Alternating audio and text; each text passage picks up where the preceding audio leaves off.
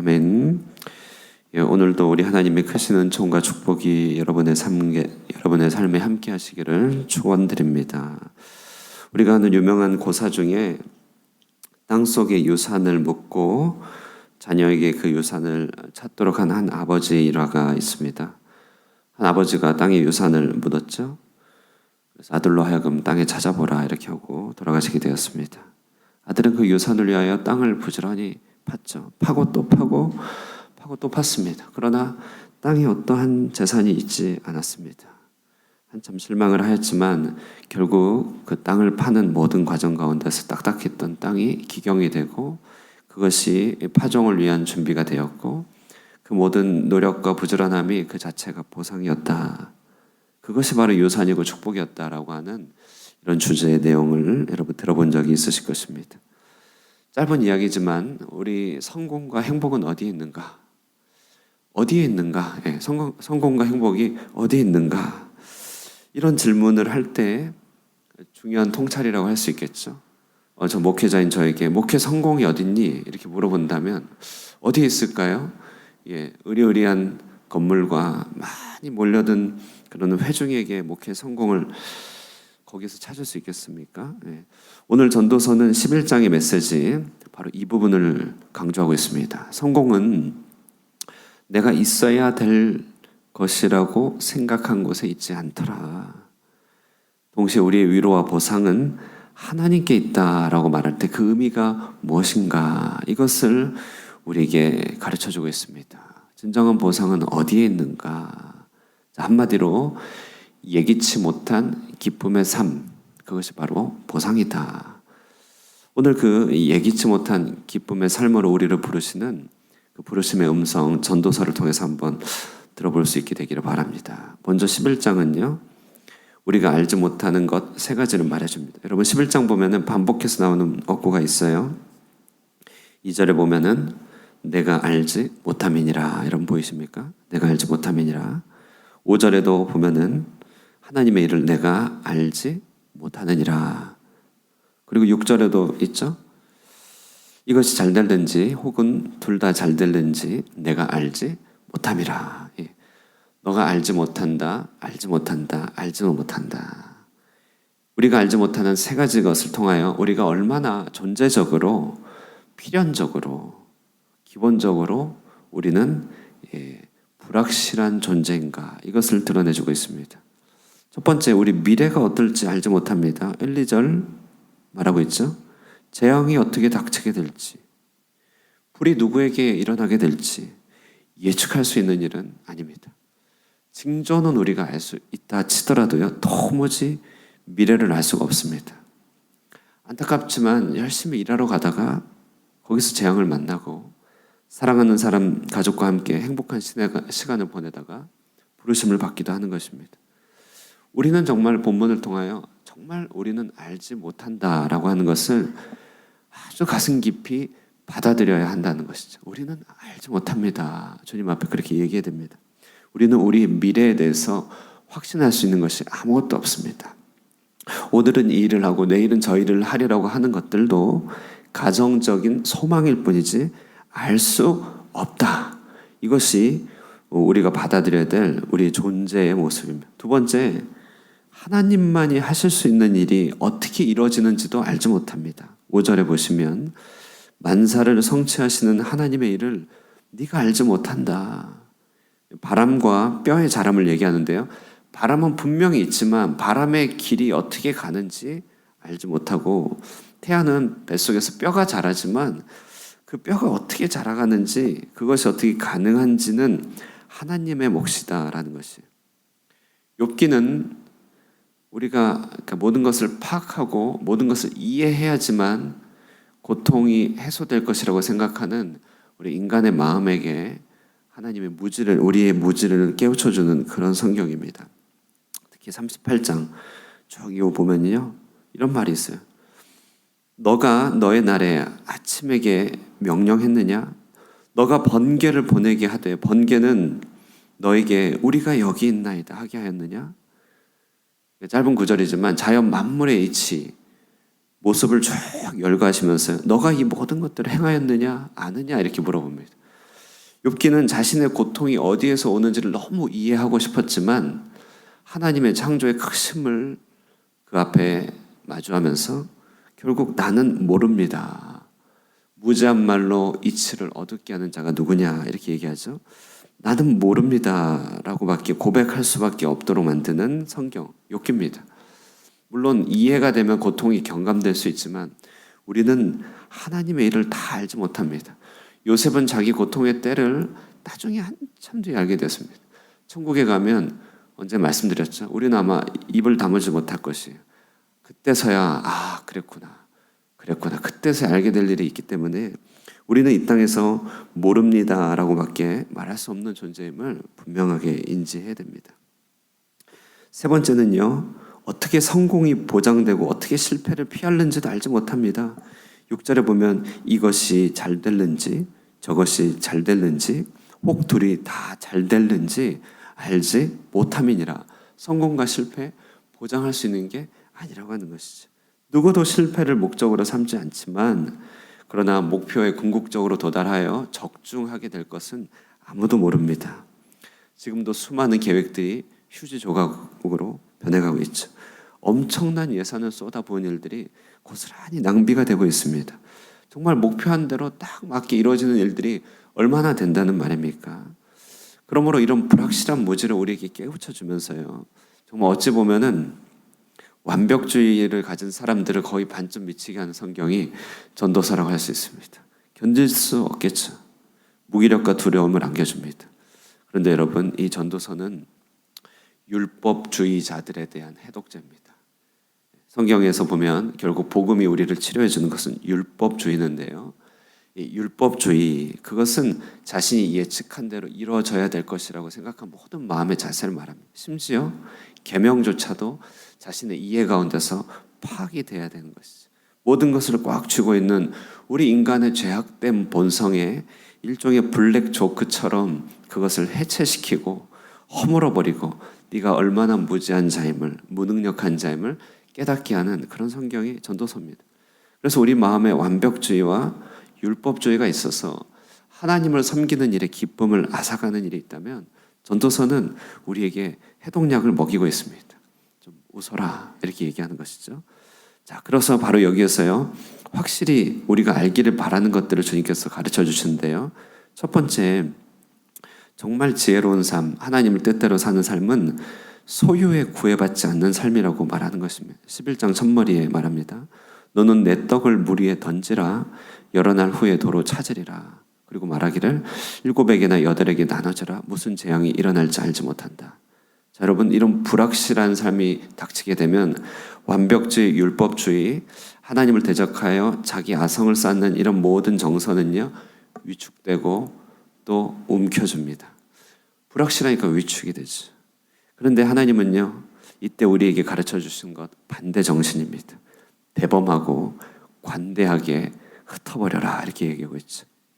내 떡을 물 위에 던지라. 이 번역은 참 무슨 의미인지 많은 학자들이 쉽지는 않다고 합니다. 그러나 분명하게 동사를 따지고 보면요, 던지라. 이 말은 영어로 번역하면 send out, 나누라 이런 말이에요. send out, 줘버리라 이렇게 flow 해라. 그리고 또 7에게나 8에게 주라. 영어로 하면 기부입니다. 주라라고 하는 것이죠.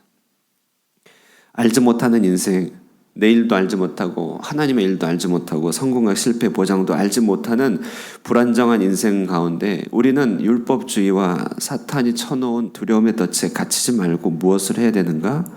그 무지가 삶을 위축시키게 하지 말고 도리어 관대하게 하라. 도리어 심도록 하라. 예수님은 한 어리석은 부자의 비유를 통하여 이렇게 불확실한 인생 가운데 소유와 통제에 매몰된 한 어리석은 사람에 대한 얘기를 하고 있습니다. 그는 일평생 벌어놓고 자기 곳간을 가득 채웠습니다. 그리고 그 곳간을 새롭게 업데이트했죠. 그러나 하나님이 그날 밤에 그를 부르셨어요. 그러면서 이 어리석은 자를 보라 이렇게 얘기하죠. 어리석은 자를 보라. 그는 곳간만 남았습니다. 어디에도 뿌려져서 자라가고 있는 씨가 전혀 없었다는 것이죠. 주님은 말하기를 한 알의 밀이 땅에 떨어져 죽으면 이라고 말해요. 한 알의 밀이 땅에 떨어져 죽으면 얼마나 불확실하고 두려운 일입니까? 그러나 이 말은 자신에게 주어진 삶을 속히 의미로 환전하고 타인의 삶 속에 자라가는 씨앗으로 환전시켜라, 이런 말이에요. 어느 한 사람이 랍비를 만나 극심한 두통을 호소했습니다. 한참을 이야기 나니까 두통이 사라진 거예요. 그래서 이 사람이 하는 말이, 랍비에게 이렇게 시간을 보내니 두통이 사라졌어요, 이렇게 얘기했습니다. 그러자 랍비가 하는 말이, 당신이요, 그 두통이 어디 사라진 것이 아닙니다. 그 두통이 지금 제게 왔습니다, 이렇게 얘기했어요. 무엇이든지 전달된다는 말이죠. 무엇이든지. 지금 내게 있는 것들이 나에게서 사라지고 없어지지 않도록 어딘가에 전달을 해야 되는 것이죠. 내게서 소멸되지 않도록 해야 됩니다. 대범하고 관대하게, 그러나 사력 있게 전달해야 됩니다. 그러므로요, 지혜로운 삶은 성공도 실패도 최종 목표가 아니라는 것을 분명히 깨닫고 성공과 실패에 대한 애착과 두려움을 지혜롭게 달아가면서요, 딱 한 가지에 올인하는 삶, 매몰되는 삶이 아니라 이렇게 이것도 저것도 함께 진행시켜 나가는 그런 삶을 살아가야 된다고 말하고 있습니다. 우리 특별히 6절 보실까요? 너는 아침에 씨를 뿌리고 저녁에도 손을 놓지 말라. 이것이 잘 될는지 저것이 잘 될는지 혹이 둘 다 잘 될는지 알지 못함이라. 이거는 히브리 평형법인데요, 아침에 씨 뿌리는 일과 또 저녁이란 표현을 써서 두 가지 서로 약간 다른 듯한 일을 함께 병행해야 될 것을 말합니다. 어찌 보면 오늘날 젊은 세대들 지혜롭습니다. 부캐 아십니까? 부캐? 부차적인 캐릭터 아시나요? 예전에는 오직 본캐, 자기의 캐릭터만 그렇게 주구장창 붙들고 살았습니다. 농경사 이후에 안정된 삶의 모습이 있었기 때문에. 그런데 불확실한 상황이 너무 계속되는 이런 상황 속에서 사람들은 부캐, 부차적 캐릭터를 개발하는 법을 배웠죠. 어찌 보면 이 지혜라고 할 수 있습니다. 우리도 그렇습니다. 우리도요, 불확실한 상황 속에서 위축되지 말고요, 하나님께서 주신 기회를 따라서, 주신 기회를 따라서 사력 있게, 그러나 대범하게 우리가 이 일도 하고 저 일도 해야 되는 것이죠. 우리에게 주어진 일들, 기회들, 시간들 낭비하지 말아야 됩니다. 우리 직업적인 환경 속에서, 또 우리 미래를 준비하는 삶 속에서 여러 가지 주저주저하는 일들이 계실 텐데요, 사력 있고 기도해야 되지만, 그러나 주님 보시기에 아름다운 방면으로 대범하게, 그리고 또 기회를 얻어서 흩어버리는 삶을 살 수 있는 그런 삶이 불확실한 삶을 이기는 삶이다 얘기하고 있습니다. 그리고 두 번째는요, 이런 불확실한 삶 가운데 꼭 알아야 될 것은 삶 자체가 보상이라고 하는 것입니다. 11장 전체에 자리 잡은 신념은 인생의 보상이 종종 있을 거라고 짐작하는 곳에 자리 잡고 있지 않다는 것을 말해주고 있는 것이죠. 우리가 여기 있다 생각해서 달려가는데 보상은 거기 있는 게 아니라 그 모든 과정 가운데서 격가지에서 이곳에서 저곳에서 보상이 있다는 것이. 그래서 우리는 더 많은 보상을 얻기 위하여 하나님의 선물을 사용하고 이용하려고 하지만 그렇게 해서는 보상이 찾아지지 않는다는 것입니다. 어떤 일이 우리가 원하는 부유함을 가져오든지 않든지, 우리가 생각한 결론을 내리든지 아니든지 삶은 자체가 누려야 될 선물이다. 그래서 전도서 전체의 주장, 인생은 유익이 아니라 선물이다라고 하는 것을 다시금 말해주고 있습니다. 그러므로 오늘 본문은 이렇게 결론을 낼 수 있는데요, 기쁨이 우리의 사명이다라고 얘기할 수 있습니다. 7절에 보십시오. 빛은 실로 아름다운 것이라 눈으로 해를 보는 것이 즐거운 일이라. 헬렌 켈러에게 한번 물어보십시오. 이 땅의 아름다움을 보는 것이 얼마나 행복한 선물인가. 우리는 그 선물을 지금 받아 누리고 있죠. 제 존경하는 한 목사님이 그런 얘기를 했다고 이전에도 말씀드렸습니다. 그 땅의 아름다움을 보는 사람이 그 땅의 주인이다라고 말하고 있죠. 정말 그렇습니다. 이 땅 세상 천지에 아름다운 것이 얼마나 많습니까? 똑같은 것을 보면요, 시인은 시를 만들고 작곡가는 음악을 만듭니다. 이 땅 구석구석에 켜켜에 놓여있는 금맥이 너무나 많습니다. 우리는 참으로 주님께서 허락해 주신 이 아름다운 금맥을 보고 즐길 수 있어야 됩니다. 8절에 사람이 여러 해를 살면서 항상 즐거워할지로다. 항상 즐거워할지로다. 캄캄한 날들이 곧 다가온다. 이 포인트는요, 캄캄한 날들에 있는 것이 아니라 즐거움에 있습니다. 그래서 9절 10절에도 청년에게 권하는 것은 뭐냐면, 우리가 기력이 있을 때 그 날들을 하나님 안에서 즐거워하도록 하는 것, 이것이 오늘 전도서의 목표인 것이죠. 기쁨이 우리의 사명이라고 하는 것입니다. 아브라함이 100세 때 낳은 아들의 이름이 기쁨, 웃음이라고 한다는 의미심장한 사실 우리는 기억해야 됩니다. 하나님은 우리에게 인상을 찌푸리고 이것이 잘 될까 저것이 잘 될까 율법을 이룰까 이루지 못할까 전전긍긍하는 삶을 원하지 않습니다. 하나님은 우리 삶에 웃음을 주기를 원하시는 분이시죠. 그러므로 우리 주님 앞에 계수할 때 맨 마지막에 9절에 너는 심판하실 줄 알라 이렇게 할 때요. 이 본문의 맥락은요. 너가 방종하는 삶으로 하나님이 심판하실 줄을 두려워하라. 이런 말도 되겠지만요. 10절에 말하죠. 근심이 내 마음에서 떠나가게 하라. 다시 말해 하나님께서 우리에게 허락된 이 인생 가운데 얼만큼 그 인생을 즐거워하였는가, 얼만큼 기쁨으로 채웠는가, 하나님께서 주신 이 기쁨을 얼마나 발굴해 올렸는가가 하나님의 심판대에서 계수될 것이다 라고 하는 것입니다. 그러므로 오늘도요 우리에게 주어진 관계들을 즐거워하실 수 있게 바랍니다. 우리가 하는 모든 일들을 즐거워하실 수 있게 바랍니다. 내게 붙여진 자녀들, 기도 제목들 다 하나님께서 선물로 주신 인생 가운데서 당신이 다 해결해 주실 수 있겠지만 우리에게 잠시 맡겨주신 것입니다. 어떤 문제가 있어도 기도 가운데 해결되지 못할 일이 없으니 오늘 인생을 즐거워하시면서요 기쁨이 우리의 사명인 줄을 깨닫고 주님 앞에서 이 불확실한 상황 가운데서 인상 찌푸리지 말고 하나님 앞에 웃음으로 이삭 주실 것 기대하면서 나아가는 저와 여러분 되시기를 주님의 이름으로 축원드립니다. 기도하겠습니다. 하나님 아버지, 그렇습니다. 주님 앞에서 우리는 모르는 것이 너무 많습니다. 우리의 미래도 알지 못하며 하나님이 하시는 일도 알지 못하며 어떤 일이 성공과 실패가 될지 우리는 알지 못합니다. 이 무지 가운데서 하나님 두려워하는 인생, 떠는 인생, 겁내는 인생 되지 않게 하여 주시옵소서. 우리가 무지함으로 말미암아 더더욱더 하나님을 닮아가게 하여 주시고 그 무지한 인생 가운데서 대범하고 관대한 나눔과 뿌림을 통하여서 하나님께서 자라가게 하시는 것들을 바라보게 하여 주시옵소서. 하나님 우리에게 주어진 인생들 이삭을 베푸시는 하나님의 뜻을 늘 생각하며 기쁨이 우리의 사명이 되게 하여 주시고 우리 마음에 희락이 끊이지 않게 하여 주셔서 정말 주님의 말씀 또 하나님의 그 뜻과 같이 항상 기뻐하고 쉬지 않고 기도하고 범사에 감사함으로 하나님께 영광을 올려드리는 우리 모든 성도들 될 수 있도록 축복하여 주시옵소서. 예수님의 이름으로 기도드리옵나이다. 아멘.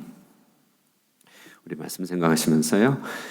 알지 못하는 인생 위축되지 않게 하시고 담대하고 대범하게 관대하게 사력 있게 뿌리고 앞으로 나가게 하옵소서. 그리고 기쁨을 항상 유지하며 인생 가운데 허락해 주신 즐거움 유지하며 살게 하옵소서. 연말입니다. 즐거움으로 잘 마무리하게 해주시고 내년을 기쁨으로 기대케 하여 주시고 이 연말에 또 우리가 돌아봐야 될 사람들을 돌아보게 하여 주시옵소서. 우리 함께 기도하시고 개인의 기도점으로 기도하고 돌아가겠습니다.